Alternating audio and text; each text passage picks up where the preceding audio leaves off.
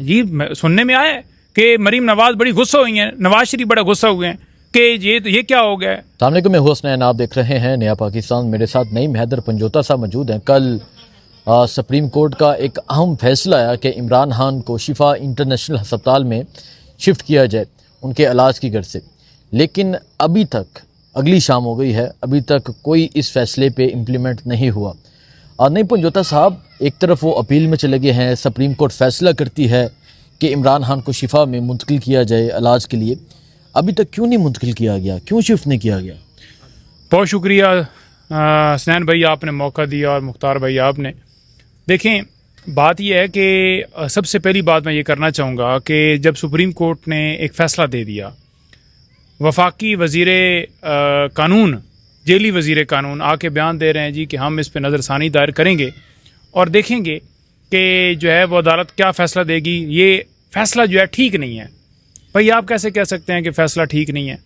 یعنی اگر آپ کو ٹھیک نہیں لگتا تو آپ عدالت میں لے جائیں گے, لیکن ایگزیکیوشن تو کریں گے نا فیصلے کی, آپ عمل درآمد تو کریں گے نا. آپ عمل درآمد کے اندر کیسے رکاوٹ ڈال سکتے ہیں؟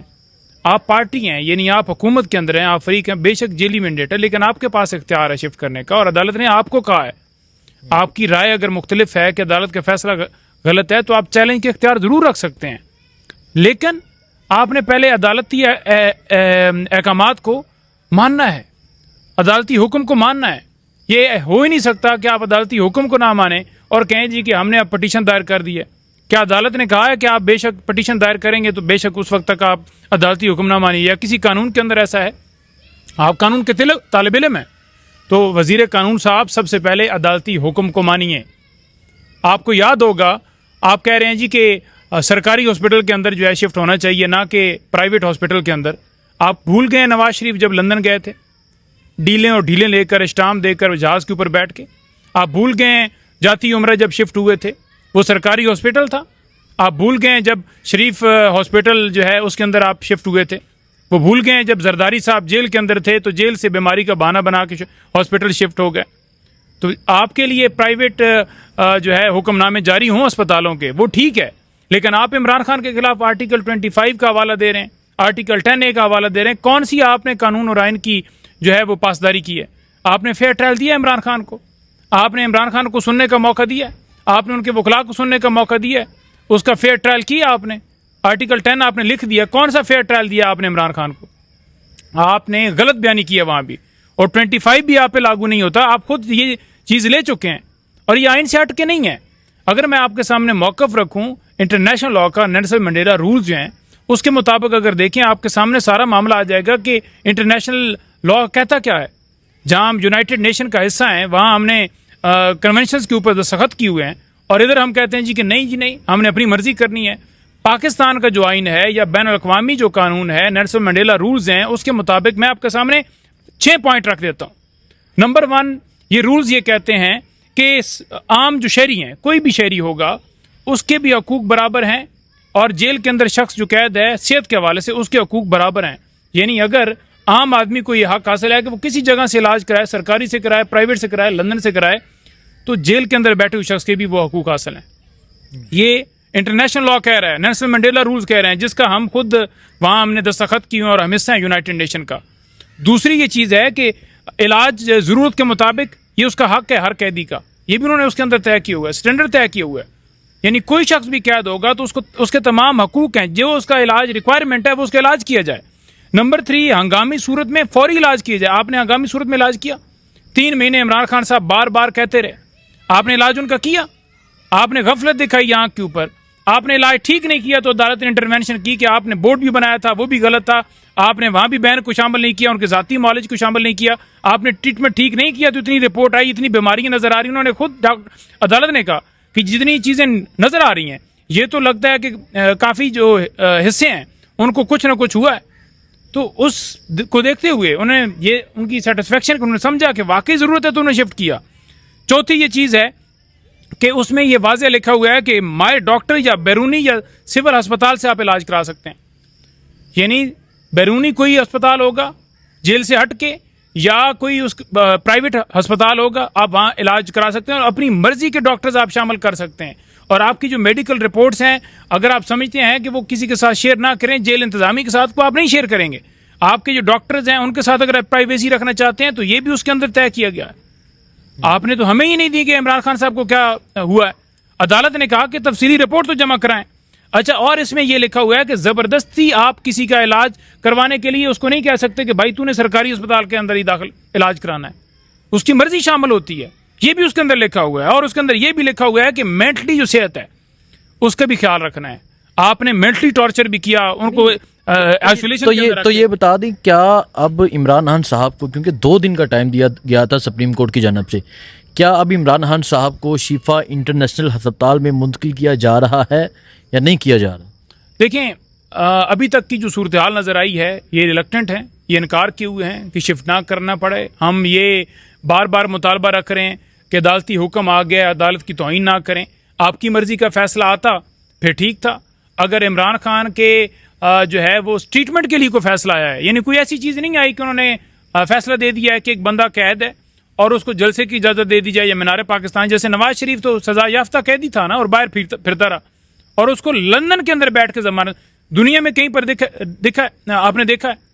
جو 197 رول پریزن رولز کہتا ہے، جو یہ بہت پرانے قوانین ہیں اور موجودہ جو آئین ہمارا ہے اس کے مطابق ان کی جو ہے وہ کوالیفیکیشن پوری نہیں ہوتی، اس کے مطابق بھی اگر دیکھیں تو کہیں پہ بار نہیں ہے کہ وہ باہر جا کر علاج نہ کرا سکیں۔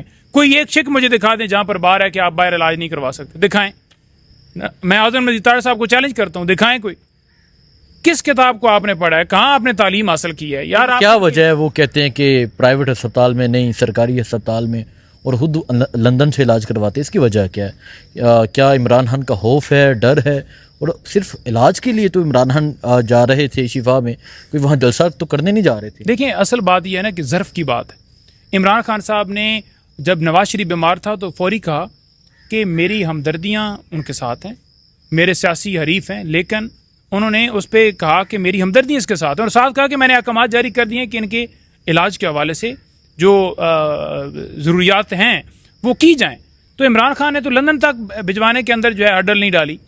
آپ کی ان کے اندر ظرف نہیں ہے، ایک شخص کے قید ہے، قید تنہائی میں رکھا ہوا ہے۔ نواز شریف کبھی آپ نے سنا کہ قید تنہائی میں کسی کی ملاقات بند ہوئی، ڈاکٹر کی بند ہوئی، فیملی کی بند ہوئی، بخلا کی بند ہوئی؟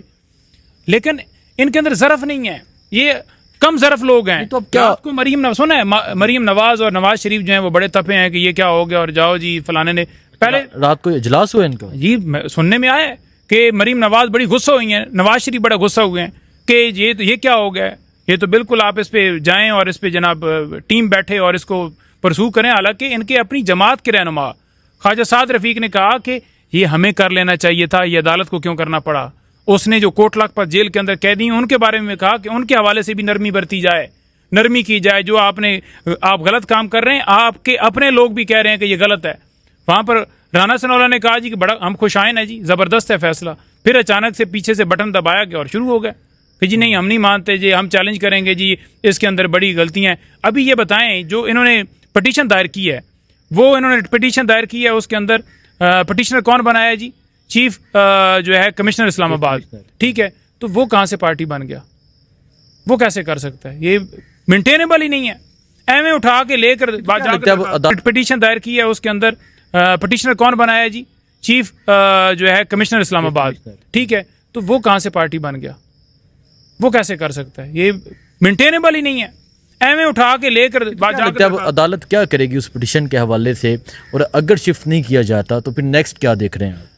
دیکھیں، ہم نے جیل حکام کو جو عدالتی حکم نامہ ہے وہ پہنچا دیا ہے، اور اگر وہ شفٹ نہیں کرتے، ٹھیک ہے جی، تو عدالت توہین عدالت کی کارروائی کر سکتی ہے۔ ہم عدالت رجوع کریں گے کہ ان کے خلاف ایکشن لیا جائے اور فیصلے کے اوپر عمل درآمد کرایا جائے۔ اور جو ریویو پٹیشن یہ دائر کرنے کے لیے وہاں گئے ہیں، وہاں تمام چیزیں عدالت نے دیکھیں، رپورٹس دیکھی، حساسیت دیکھی، موقع کی مناسبت دیکھی، انہوں نے دیکھا کہ واقعی ایک شخص کا علاج ٹھیک نہیں ہو رہا، تب انہوں نے جا کے فیصلہ کیا یہ جتنی مرضی یہ ٹکریں مار لیں، یہ فیصلہ واپس مڑنے والا ہی نہیں ہے اگر پیچھے سے ججز کو نہ دباؤ ڈالنا شروع کر دیا۔ سر یہ بتائیے گا کہ اگر یہ والا کیس جو ہے جو حکومت کی طرف سے دائر کیا جاتا ہے، یہ کیا انہی تین ججز کے پاس جائے گا یا کوئی علیحدہ بینچ بھی بن سکتا ہے؟ دیکھیں، یہ جو کیس دائر کیا گیا ہے یہ انہی 3 ججز کے پاس ہی جائے گا کیونکہ ریویو پٹیشن ہے اور وہی سیم بینچ سنے گا. لیکن معاملہ یہ ہے کہ یہ جو ہے وہ لے کر کیوں گئے ہیں, اور اگر لے کر گئے ہیں تو عمل اب تک کیوں نہیں کر رہے, اور اگر عمل اب تک نہیں کر رہے تو عدالت کے سامنے ہم جائیں گے, کل ڈیٹ پوری ہو رہی ہے, اس کے بعد پھر دیکھیں گے کہ یہ کیسے عمل نہیں کرتے. سر آپ کہہ رہے ہیں کہ وہ ظرف ان کا نہیں ہے, لیکن یہاں پہ 2 وزیر آ کے بیٹھتے ہیں, وہ کہتے ہیں ہم با کردار اور اعلیٰ ظرف کے مالک ہیں, ہم لوگ جو ہے وہ کچھ نہیں کر رہے, عدالت نے کرنا ہے. پھر عدالت کا فیصلہ کیوں نہیں مانا جاتا؟ دیکھیں, عدالت کا فیصلہ اس لیے نہیں مانا جا رہا کیونکہ پاکستان میں قانون نہیں ہے جس کے لیے ہم جدوجہد کر رہے ہیں. اگر قانون ہوتا تو آج عمران خان جیل میں ہوتے, 90 دن کے اندر الیکشن کروا دیا جاتا. قانون ہوتا تو چادر چار دیواری کا تقدس پامال ہوتا, مینڈیٹ لوٹا جاتا, دہشت گردی ہوتی, لا اینڈ آرڈر کی صورتحال ہوتی, مہنگائی ہوتی, بے روزگاری ہوتی, جو لا قانونیت ہے, یہ ساری چیزیں ہوتی. تو یہ ہیں اسی وجہ سے کیونکہ یہاں چور ڈاکو بٹھا دیں. کسی فیکٹری کے اوپر اگر آپ کسی چور کو بٹھا دیں, جتنی مرضی فیکٹری زبردست چل رہی ہوگی, وہ فیکٹری بیٹھ جائے گی کیونکہ اوپر چور آ کے بیٹھ جائے گا. یہ چور بیٹھے ہوئے ہیں, یہ کبھی نہیں چاہیں گے کہ انصاف ہو, یہ لا قانونیت کو ہی پروموٹ کریں گے کیونکہ یہ خود قبضہ کر کے بیٹھے ہوئے جیلی مینڈیٹ کے ذریعے آئے ہیں. بہت شکریہ, بہت شکریہ جی, بہت شکریہ.